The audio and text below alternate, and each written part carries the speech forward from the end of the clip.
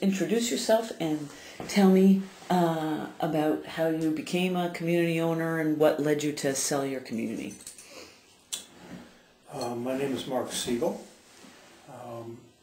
I became a community owner in 1984 when my brother and I found Champion Park in Elbridge, New York. We were interested in expanding mobile home parks. This was a site that had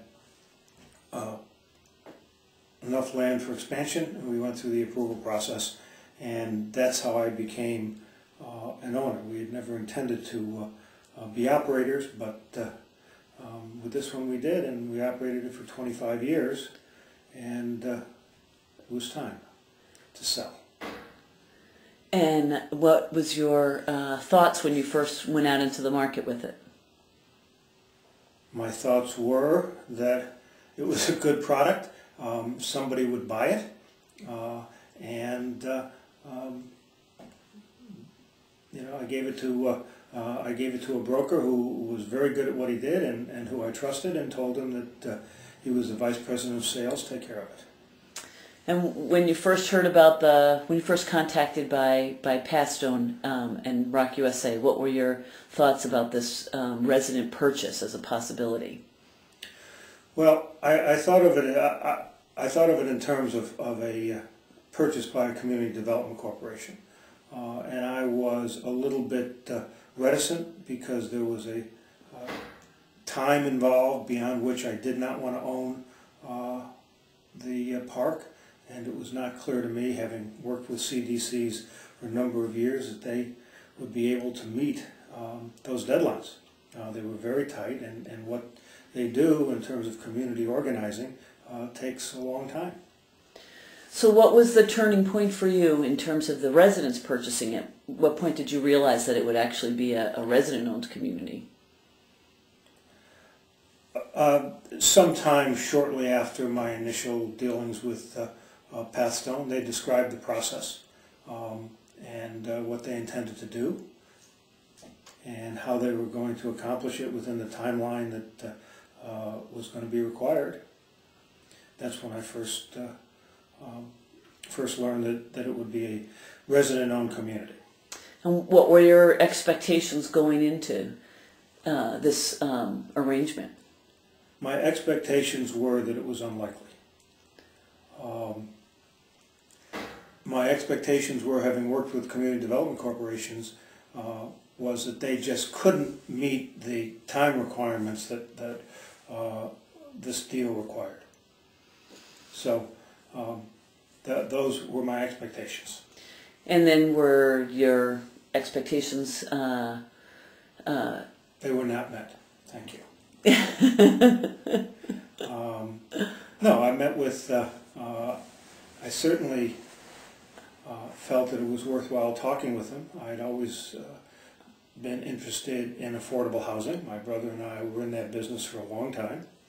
And so we met one hot July day in Elbridge, New York, and there were representatives of Patstone, representative of ROC, and we had our preliminary discussion.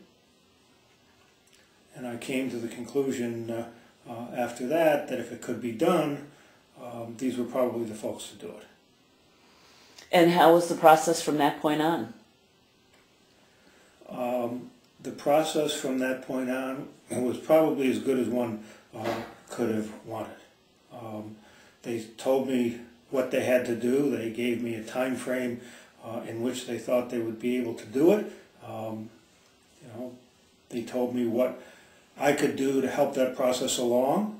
They explained to me how they intended to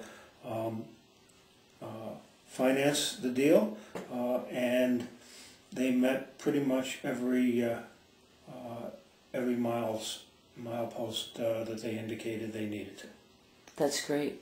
So, what were your thoughts, Mark, in terms of the Rock USA Capital? Well, as I told you moments ago, and I just add that so I don't think I'm repeating myself, it happens, is that in 25 years in the business, Rock USA was just about the only lender who understood the business. They really did understand how the mobile home business, trailer parks, whatever you call them, actually works, and as opposed to just looking at the cash flow. And I think that probably helped the deal go as well. So in the end, the community was transferred to the residents, and was your sense of accomplishment? Well, I think that it was a wonderful deal for all parties concerned. It was easy for me. Pat Stone and ROC made it that way. I think it's a great deal for the residents. I think for them it's far and away the best deal that they could possibly have made. They control their destiny, and it's a nice neighborhood in which to live, and they get to take advantage of that.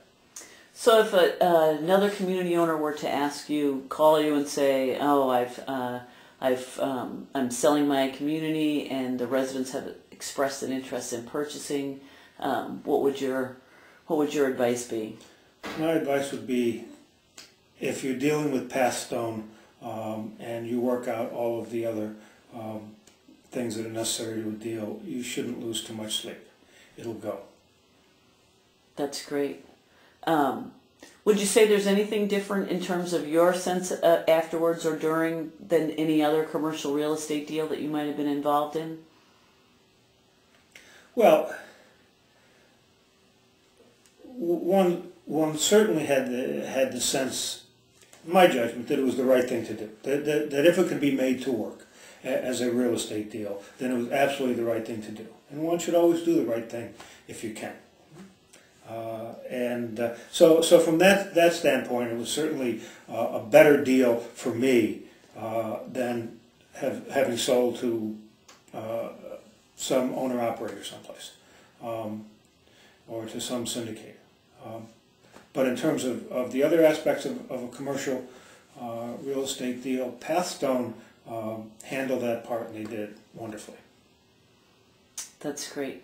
Well, thank you. Anything else you would think to say in terms of this? No, it was, other than to say whatever deal you make in real estate or anything else is only as good as the people sitting across the table from you, and the people who are sitting across the table from me on this one were all good folks.